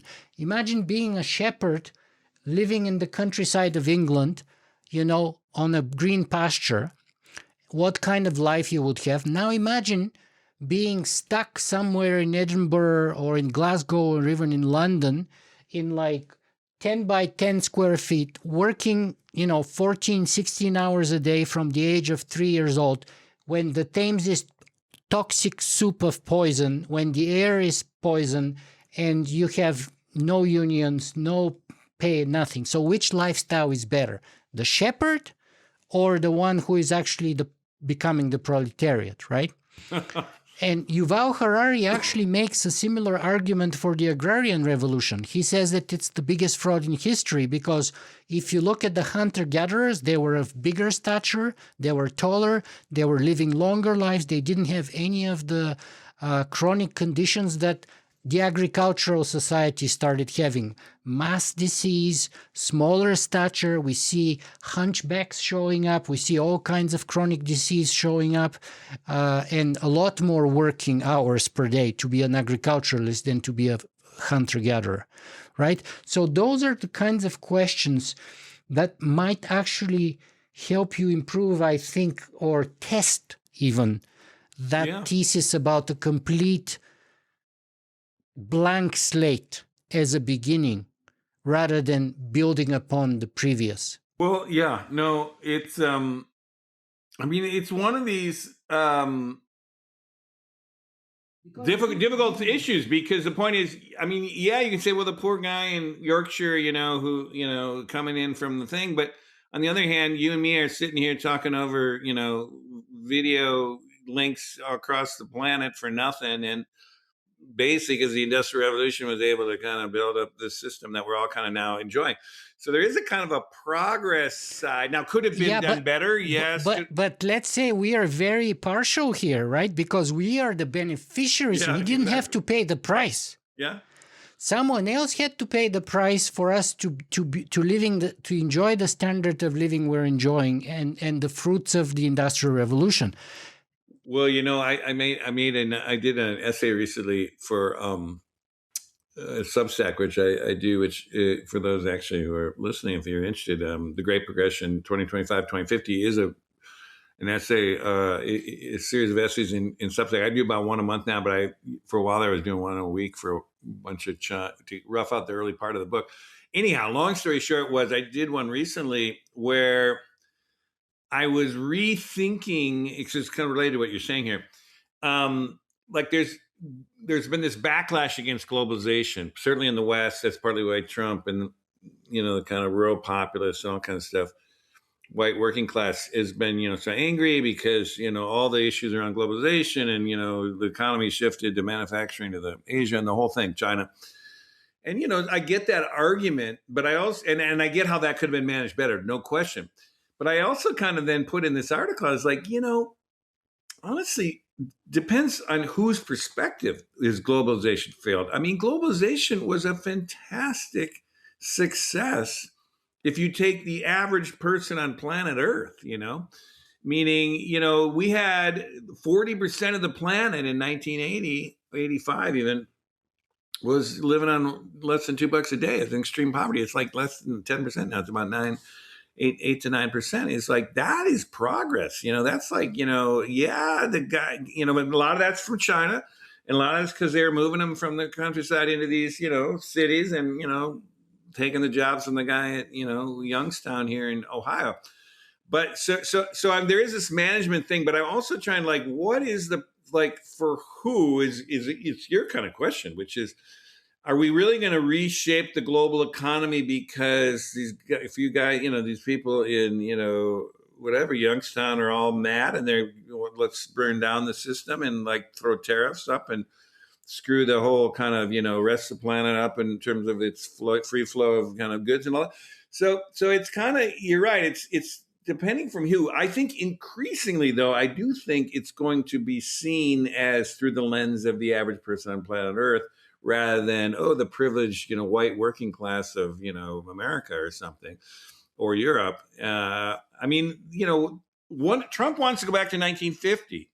The 1950s here, right? When the white working class, they had great manufacturing jobs. Where America dominated the entire global economy with all the industries, et cetera, et cetera, et cetera. It's like, but if you're the average person on planet Earth in the 1950s, it's like, dude, you don't want to be in that world. That is like a fucking mess.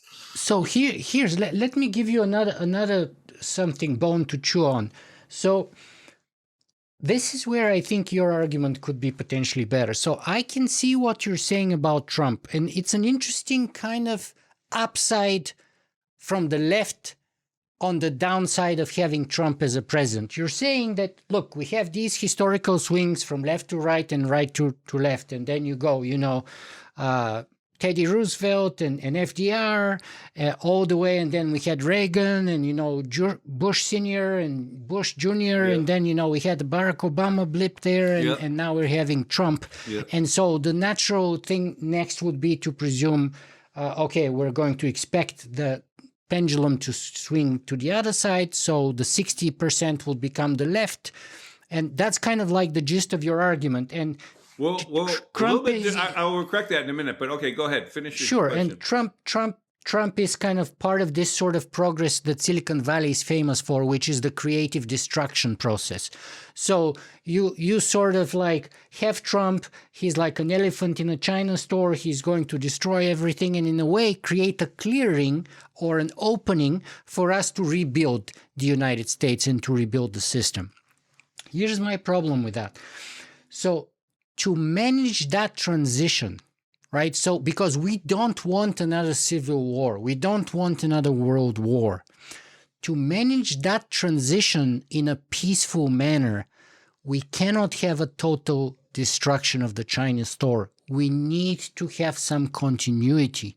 We need to have some gradualness, if you will, something salvaged. Because if we yes, a clean slate is very powerful to rebuild as an opportunity, creates an opening and a clearing, but it comes at a cost of maybe tens of millions of people during World War II. And now, when we're in the 21st century, I'm afraid it's going to be hundreds of millions, not tens, right? And actually, the world is aligning right now, it seems, to a global confrontation. First, we have a war in Europe for the first time since World War II again. Then we have China getting aggressive more and more around Taiwan, right? So we have all of these things coming together. So I think that the way we hopefully manage this is not by complete destruction, but by having some kind of continuity. Now, you correct me if you think that I'm wrong. Well. One thing I would just correct you. My analysis of it's not just this pendulum swing, left, right thing. That it's just going back. It's left's turn. What I'm actually proposing here, and this is what happens at these 80-year junctures, as opposed to in those 80 years, what you kind of described is how it works. You get tired of one party, you go to the other party, and it kind of is a swings every 12 years or whatever, however they go. But it's not a major change. What happens in the 80-year junction, which is why I think Trump is instructive in that way, is you do get a reconfiguration of a new majority that actually does have people left of center and right of center. Usually, in this case, it will probably be primarily on the left of center because it's the other side of Trump.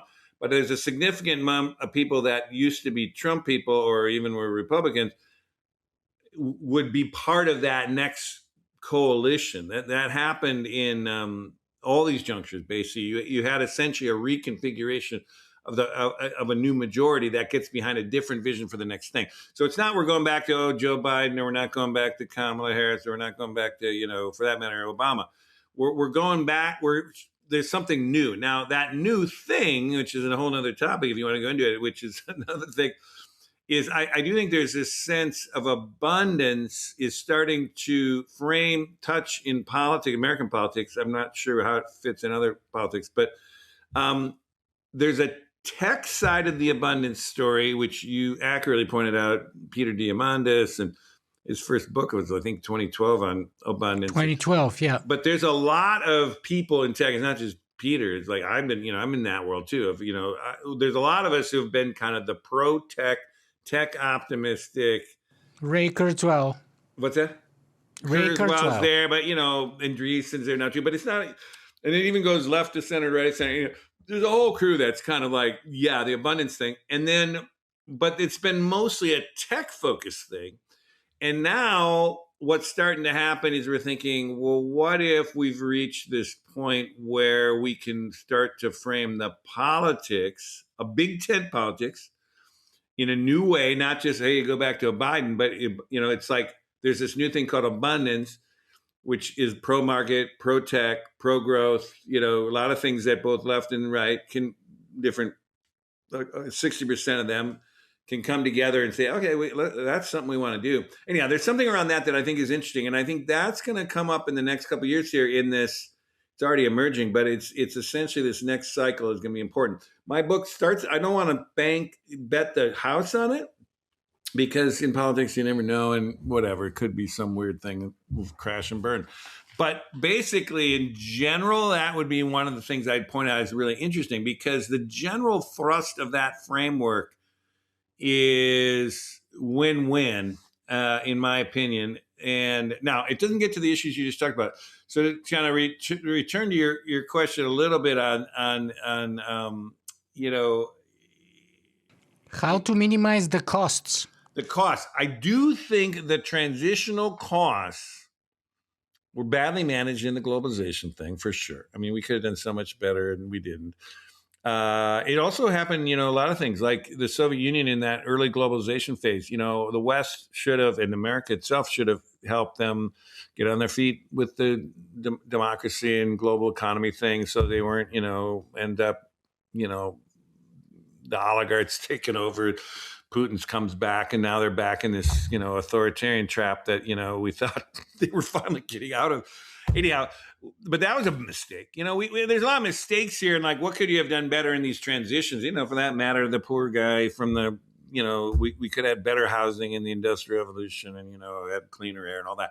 I mean, but I'm just saying, realistically, looking back at it now, is like, that is huge. And this AI transition is going to be disruptive, and it is going to could be badly handled. And if it is badly handled, we're going to have a lot of trouble. But here's the thing that makes me actually hopeful, weirdly, and it's a little classist, but I would say the thing that's interesting about this juncture, unlike the last one, is it's going to hit the knowledge workers and their kids. And those are the people, it's going to hit the lawyers and the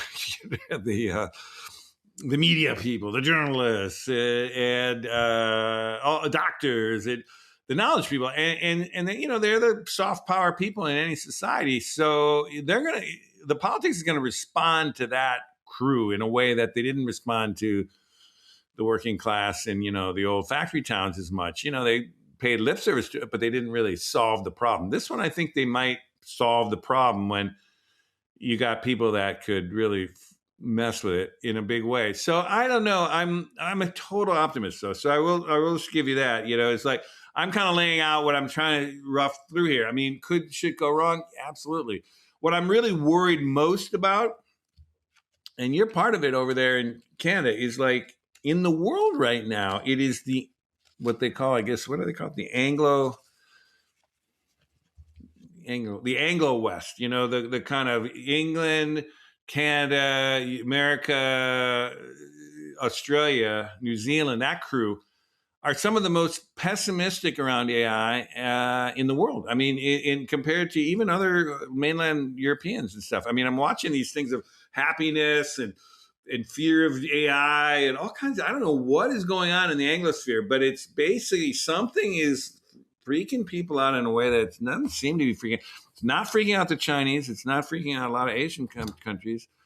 And now it might with time and whatever, and maybe we're the early canary in the coal mine. But my gut feeling is something weird is happening here that we got to be very cautious. If once you start down a slippery slope of I'm against AI, and I mean I'm talking to you, you're a tech guy, whatever. Your people are listening are tech people, but I think for all of them should be they're thinking we got to do everything we can to make sure we're not living in a society that is trying to shut down the most transformative super tool that humans have ever been handed to kind of change their world in fundamental ways. I mean, can we be more cautious? Yes. Can we use, be, aware of the risks? Absolutely.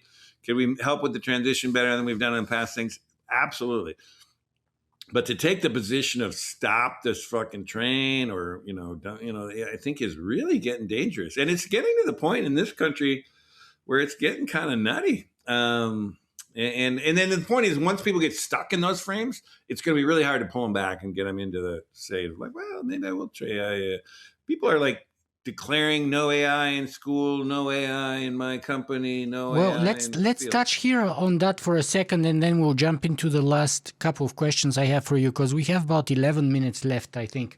So, okay, and we can go a little bit over that, but I do have to go get my my car, pick up my car. Yeah, absolutely. But we go a little bit further because I know we started a little bit late. So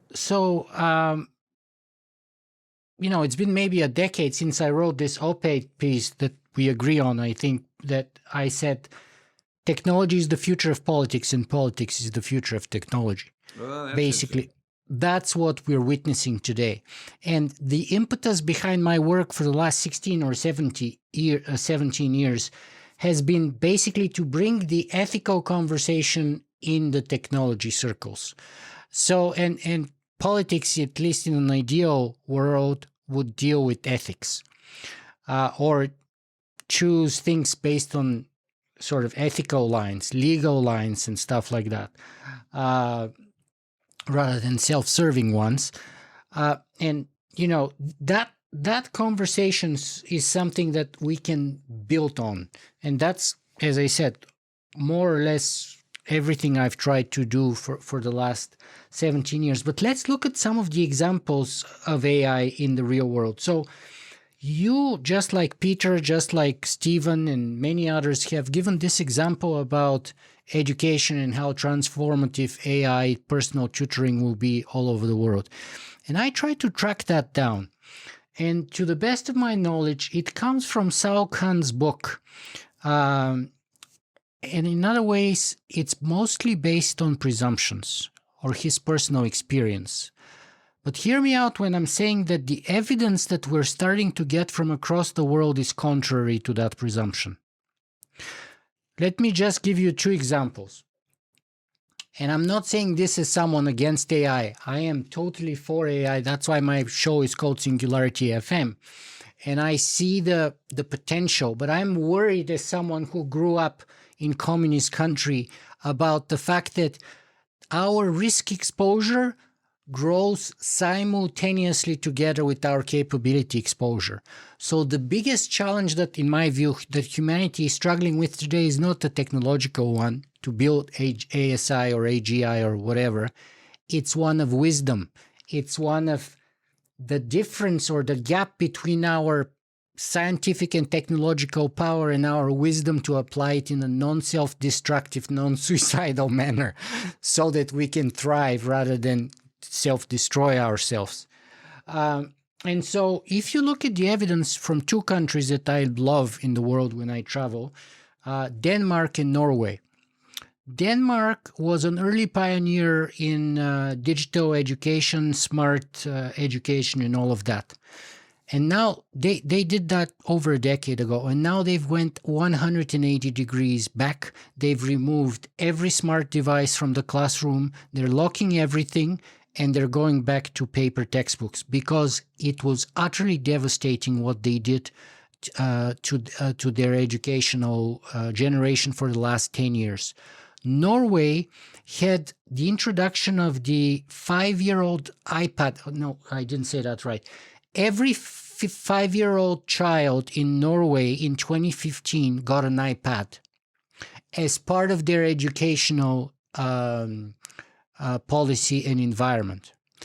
A decade later, and Norway was a leader in education measured in all these kinds of, whether it's math or all kinds of ways that they measure, educational progress and achievements of comparative analysis between all the different countries in the world.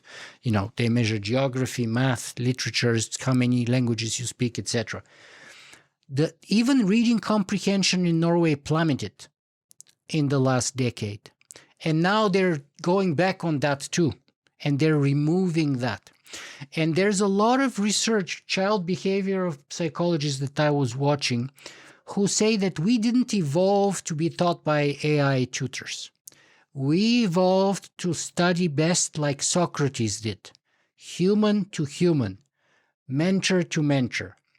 And now that we have seen those examples of Norway and Denmark, of people who went all in on this, invested huge amounts of money, and actually went very substantially back, like Norway dropped by almost 15 or 20 points in that decade, was tremendous plummeting.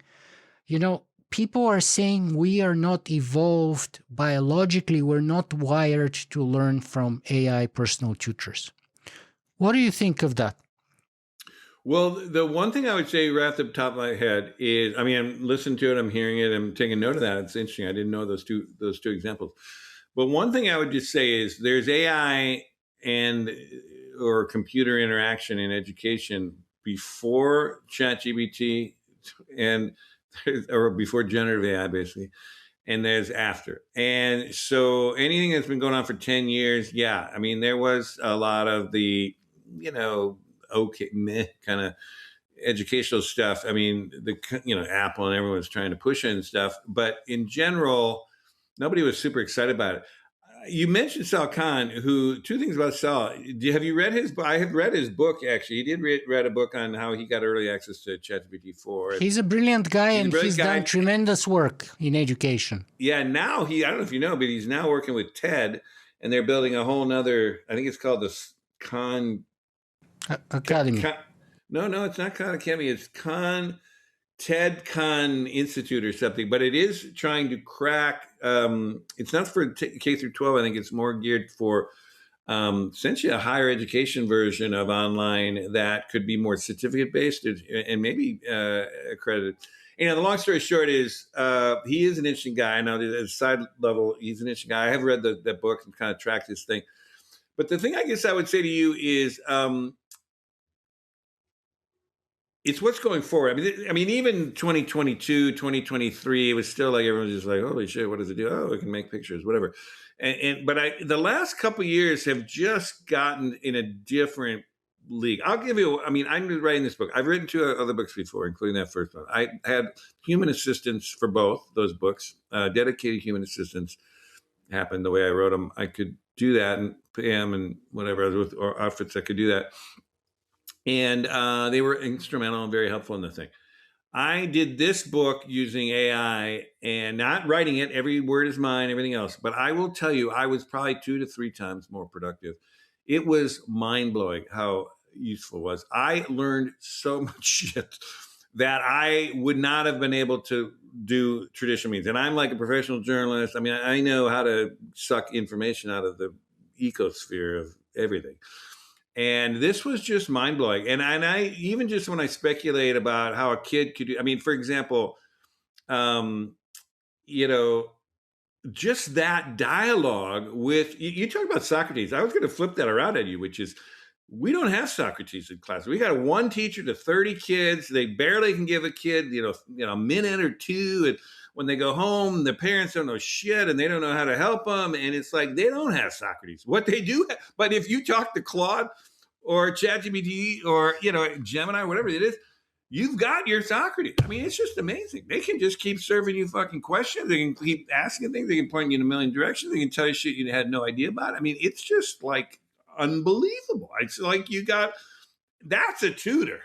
And there are and the evidence I gave you was a little bit selective, right? Because Norway and Denmark were very high on the list, so it's easier to see and monitor the drop. But if you're coming from the middle of Africa or sub-Saharan Africa or like southeastern Asia or something, then you're starting from the bottom. Or something, a million things. Yeah, if you're starting from the bottom, it will be a lot more likely you might go up. I can see that too. And also, we're in the very early days. This is just like super early days. So, when I say the next 25 years, I think we could. So here's what I would say. The other thing about this is it's not anti-human. Humans absolutely need other humans to teach them, mentor them, model after them, grow models of a million things. Emotionally, deal with how to emotional things, how to collaborate with humans, how to do a million things. It's like humans are instrumental in the education thing. So the idea of like we're going to displace teachers, no fucking way. I'm not talking about that. And that's just a false thing. I'm not saying you said that, but a lot of people get all freaked out. It's like, well, no, they're going to have humans now, but the human teacher is going to have 30, special assistants that's going to go deep. So they don't have to answer the knucklehead questions. They don't have to go over the 10th time the math problem that the kid just can't figure out. And can go home with them, and go home and solve it when mom doesn't have any clue what the hell the algebra is. The point is, it's just like this crazy opportunity. And so you sit there and you go, I mean, honestly, we're going to figure out a better way to educate kids given that tool. There's a bunch of stuff. By the way, I've done stories on this in Substack, but also I've done them in my book here. There's a whole guy named Benjamin Bloom. If you want to go deep in the tutoring thing, that whole thing. I mean, they did a ton of studies in the 80s and 90s on real humans, and they found crazy things. Like you can take a kid at any part in the class, like all the way down to the getting Fs and then not have a clue what's going on. You put a human tutor on them and you get them in the top 5% of the class. I mean, this is consistent across any test. It is. And why is that? It's your Socrates thing. It's like the human can hear when your kid's disengaged. You can tell when the kid isn't really understanding it. You can actually nudge them a million different ways. You can actually take a break when they're trying to flag it. I mean, there's all the nuance of a tutor just is what the one teacher to 30 kids can't do. And so when you give that kid that thing, their brain is a sponge. They're just like sucking in everything. Totally solves it. And so the question is, we now have a cheap, abundant technology that's going to do that for basically free or almost free. Like, that's a crazy gift. That's just like, it's like, if you could, it's just crazy. It's just what a big deal. And so I just think that I would just counter with, that, and as we're kind of winding out here, I would just say that's kind of where I try to keep going. Now, I'm not saying the issues and the pushback and there's a bunch of questions around it. I get all that. I think there's a lot of people. I'm not really talking about you. I'm talking about the kind of people out there that are naysayers and doomers. And, there's a lot of people trying to harp on all these angles of, but. And I'm just kind of sitting there going, I think what we need is to focus on, just like look it in the eye and look at what it is. It's like, it's this gift that humans have got to not just make way better systems. 10x better. The tech world, this is another thing I always have to explain to people outside of the tech world. And you're in the tech world. So, and you guys listening are probably tech world. But the point is, tech doesn't want incremental improvement. Nobody, when I had to get, investors to back my 2 media startups, they wanted 10 times their money back. They put in $1 million. They wanted 10 times back.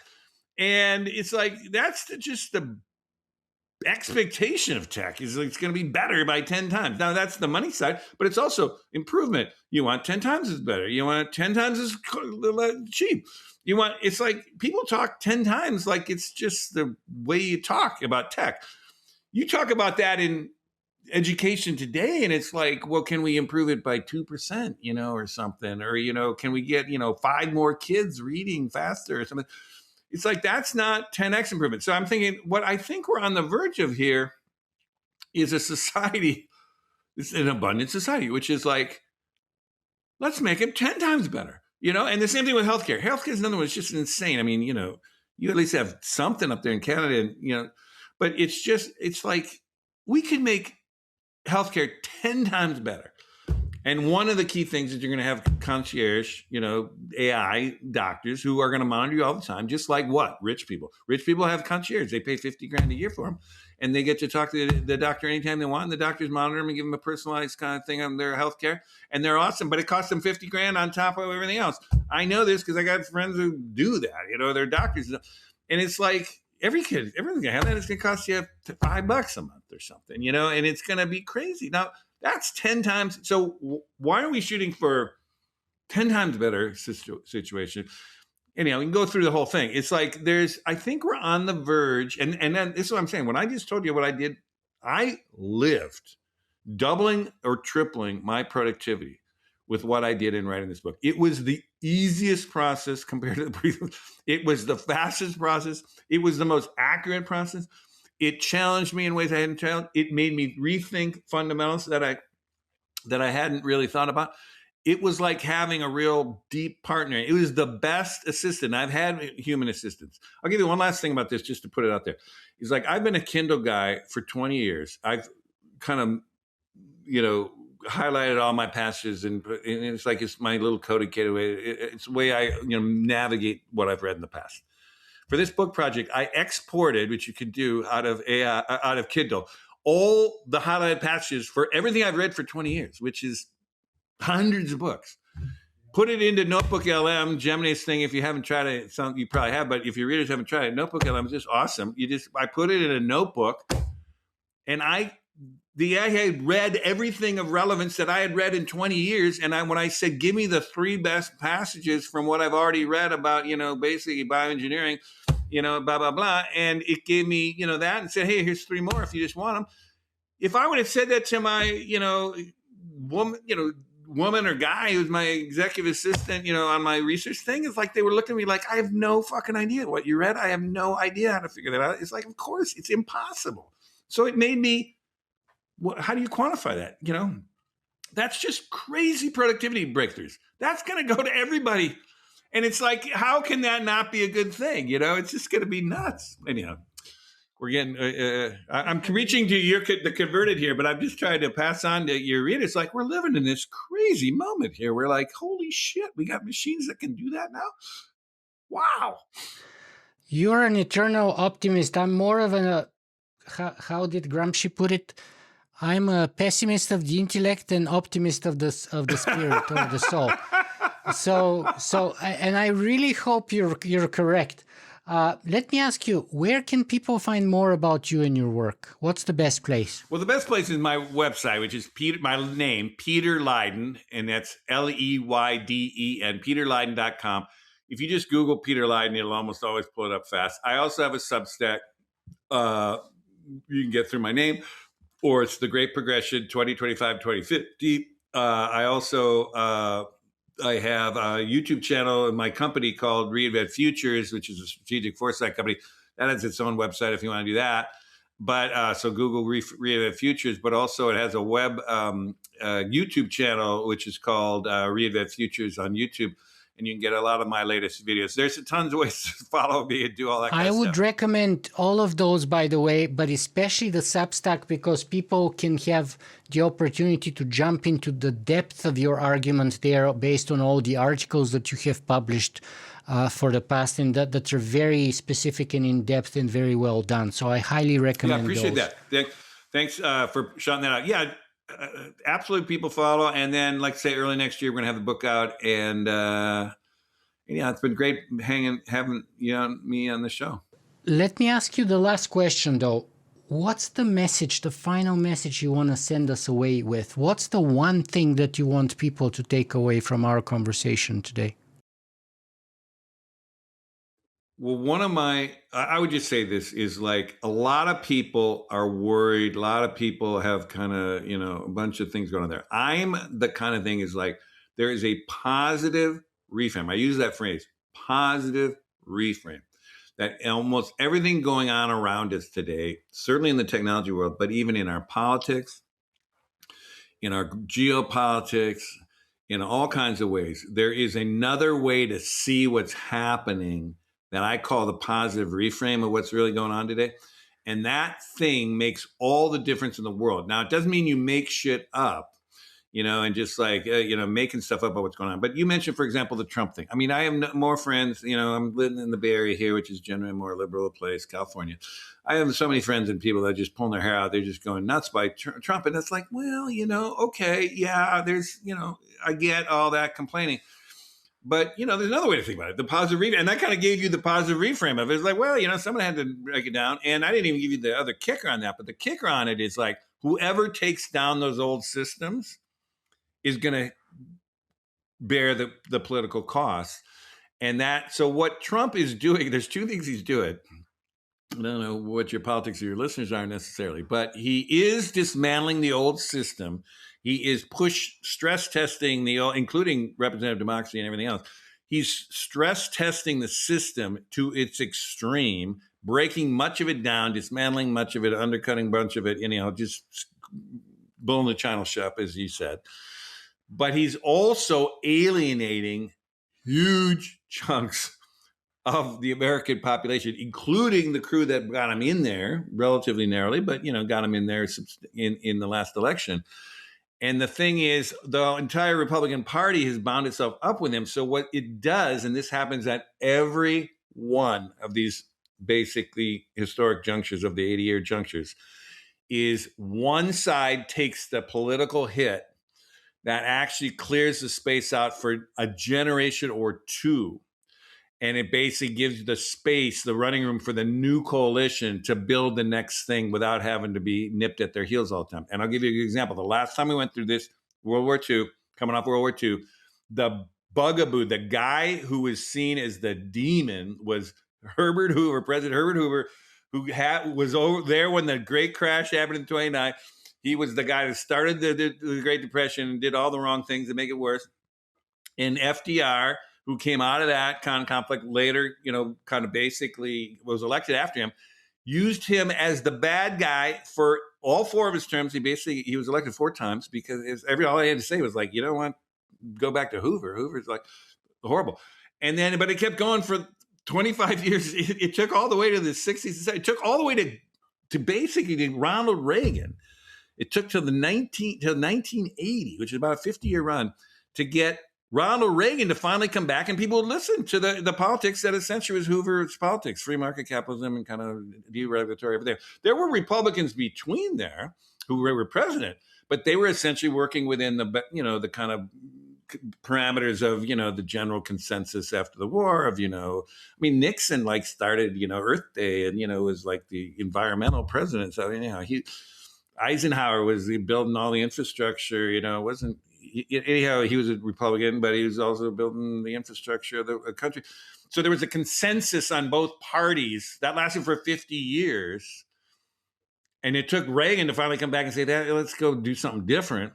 This is what Trump's doing. Trump is going to clear this. I mean, maybe not 50 years, but it'll be a chunk of time. There's no one's going to touch this politics for the next 25 years or so. And that gives you the space to build the next thing. So anyhow, I don't know how many people I might have pissed off with that rant, but I'm just telling you, this is what I think is happening. High stakes, big. I actually appreciate it because for me, that's the key message I'm going to take from you. And that's literally, there is another way to look at the world, and it is called a positive reframe. Yes. Full stop. And I think maybe that's one of the reasons why I brought you in today, because I feel like I need it. I do. I get super depressed. I'm like your friends. I'm in Canada and I feel like we're too close to you guys, honestly. I get super depressed and super scared and super bummed out and hopeless just watching what the hell is happening there.